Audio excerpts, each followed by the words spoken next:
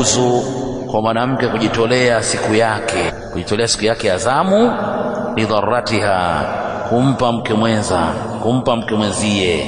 Sawa kwamba jambo hili ni jambo ambalo linajulikiwa, ima imekuwa chini ya ndoa ya wake wawili au watatu au wanne, mmoja katika wanawake kama bwana, mimi siku yangu hii naitoa hiba, zawadi, nampa mkeo fulani, simefahamiana akamuayin, akaainisha, basi mke huyo yeye atakuwa na zamu mbili, ile ya kwake na ile aliyopewa ya mwenzie.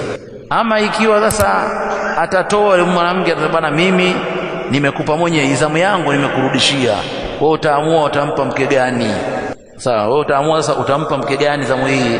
Fihi khilafun basita baina ulama. Sasa ulama anaona kwamba atawapigia kura wale wanawake, ile siku atakuwa nayo atapiga kura. Sasa nyingine ni kwamba ina maana ile itakuwa imefanya nini, ikipewa mume itakuwa imepotea ile. Kama mtu ana wake watatu, sasa mmoja ametanazali siku yake, basi atabakia na zamu mbili tu, kwenda huku na huku, huku na huku basi.